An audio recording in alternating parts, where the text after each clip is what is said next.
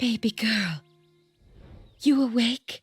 Are you talking to me? Yeah, baby girl. Don't call me that.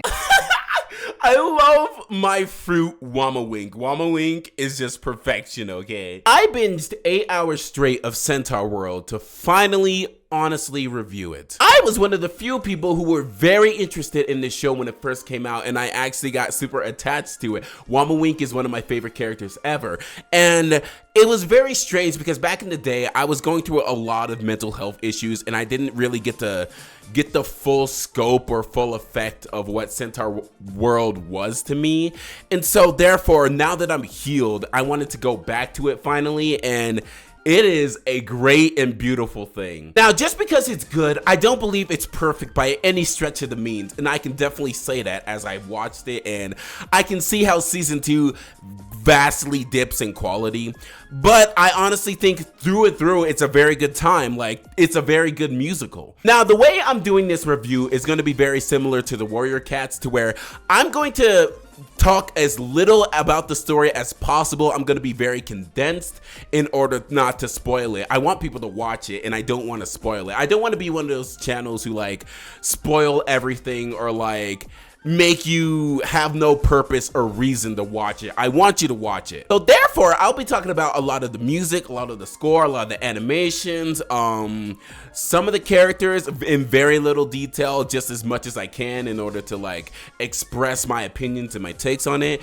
give the score, and then at the very end, I'm gonna be giving some examples of like spoiler related content, which I wanted, or like, which I have problems with. Starting off with the animation in this, and the animation is just so gorgeous. They have 2 animation styles, which is like, they very rarely use the very, I guess, quote unquote serious style, the one with lesser frame rate, but overall I think both styles are amazing, and it's such a great way to distinctify each world. The first animation style represents the human world, which is very like jagged lines. It's like very serious. If you think like sort of like in action, in old school action anime like Samurai Jack or something like that, or like not an anime but like cartoon overall, think of those sharp lines and that lesser frame rate to make it like more serious, more like this is about war and this is like more serious, meant to be taken more serious. This animation style is overall used the least, and I think it's to its benefit. Not to say I hate it at all,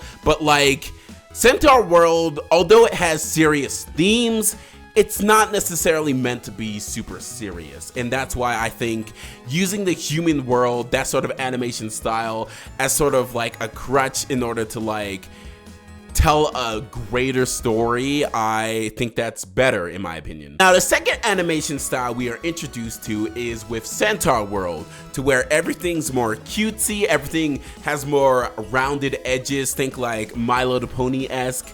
Like, it's more of that. It's very cutesy, very bouncy. The frame rate is more fluid and like higher in order to like really distinctify each party. I am so thankful about the animation staying consistent and beautiful throughout this whole series. Like, it's actually amazing they kept up this quality throughout the whole freaking series. There are times like in season 2 to where the animation quality dips quite a bit. Not necessarily the worst thing in the world, but like comparatively, you can definitely see where they're running out of money, or like Netflix has pulled their funding, like, and forced them to end early. You can definitely see that, but overall I think it's very consistent, very fluid, very good, and I just love it overall. Centaur World is a musical, and being a musical, you're gonna have to have a very good score and also very good music overall, and I gotta say the performance of both of those, amazing. Toby Chu is the main composer of Centaur World, and I gotta say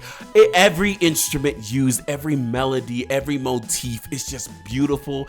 It's rememberable. Not to say all the music overall is rememberable, but like the motifs, those are sticking with you. I am very proud to say the score is extremely good, to where I could just easily binge this show for 8 hours. It's that amazing. Like, it goes through many twists and turns and like uses a lot of different instruments, genres, synths, and it's super fun overall. And it's like overall encompassing that motif of like Centaur World and You're Okay. Hush now, hide all you little ones, rush now into the middle of nowhere.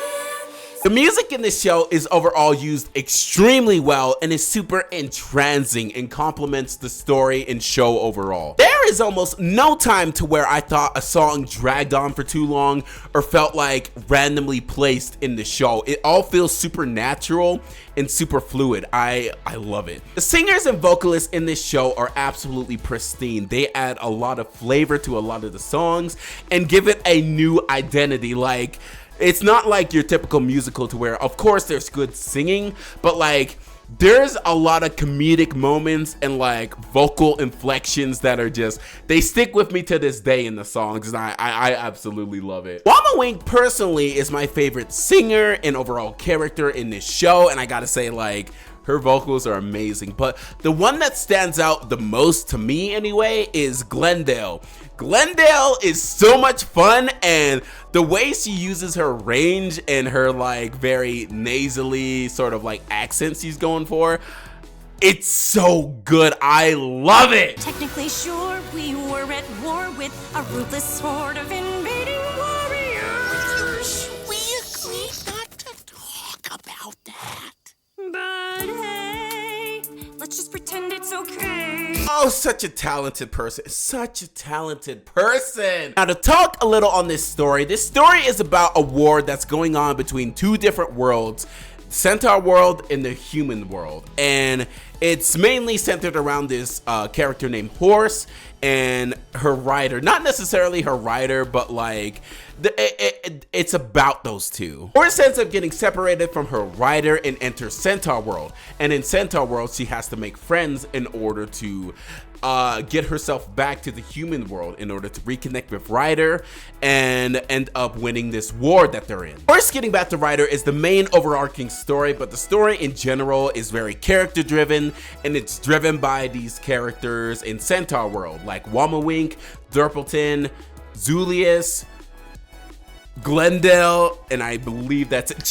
Jed, I love Jed. Since this show is extremely character driven, I can totally understand if it's not people's cup of tea. Like, it fits a certain niche, and if you are in that niche and you understand and relate to the comedy and the characters, you're definitely gonna love this show. But like, otherwise, I definitely understand if you don't get it. Comedy in this show isn't setup oriented at all. It's very witty, it's very out the gate. Like, it's a sort of comedy I like and I do, to where like you're bouncing off of each other, and more of the delivery is the comedic moments and less of like the speech or like writing in general is funny. Hey, can I have some money?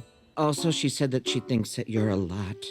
Her words. Oh, she said all that. Gaslighting is one of the best forms of comedy, and nobody can tell me otherwise. I'm sorry.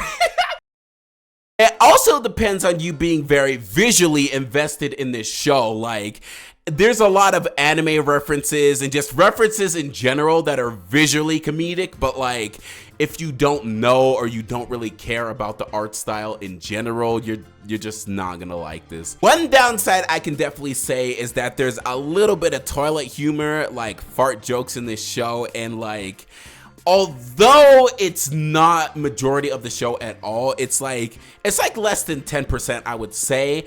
It comes at very important moments of the show to where you're just like, it kind of sucks. It's mainly coming from the giraffe character Derpleton, to where he gets a talking butt. That's not a spoiler, but like, it just happens. I don't know how else to express that. But aside from that, Wammawink is one of the best motherly characters ever, and I absolutely adore her. I think without her, this show wouldn't have been as grand and as great as it would have been. Wammawink and Horse have a lot of gay moments. They're not necessarily gay or get into any sort of relationship besides like, I guess, friends or whatever like that. But there's a lot of gay chemistry there, and I don't know, I really love it. It's so adorable. It's so cute. I don't think there's too much I can say without going into spoilers, so therefore I'm going to give my final score on this show. I almost said movie because I watch a lot of movies. I'm a movie reviewer, but I'm gonna get it one day. I overall was very conflicted on rewatching this show, as I thought it was going to be not too good as I remember, but overall I'm very impressed with this, and I gotta say I appreciate this even more than I thought. I am going to give Centaur World personally a 6 out of 10. Don't get me wrong, I love this show to death, but I have to say the highs are extremely high, but the lows, they go even lower. Going into spoilers, I really do appreciate that they use the human world like less and less in order to really build up to those serious moments, but the issue is the serious moments don't really have that much of a payoff and don't really feel very cohesive and done well, in my opinion. I greatly think this show would have immensely benefited from a 3rd season, but like overall, I understand Netflix is horrible and they might have like taken the show down preemptively or like shut it down preemptively, but like I have to judge the show for what it is, and it just feels extremely incomplete. There is an alternative universe to where the ending could have made a lot of sense and been more impactful, but since they were rushed, it feels like the impact is not there and everything just got scrambled. Like, why was Ryder demeaning Horse at the very end, being like, you're just a horse, when their relationship has been more than that? Ryder overall doesn't really feel as fleshed out as probably they wanted her to be. Like, the Nowhere King feels more fleshed out in one episode than Ryder throughout this whole series. The Wammawink backstory episode is one of the best episodes, and it really does suck because I think that's tied to a lot of farting and like Durpleton in general. Not to say I hate Durpleton, but like I hate when there's a lot of potty humor in this show. It feels like this show really does suffer from a lot of tonal whiplash. Like, there's a lot of tonal issues in this show, and it really does bother me to the point to where I'm just like, I can't overlook it. I wholeheartedly think that like the human world should have been used more in order to really bring back that serious tone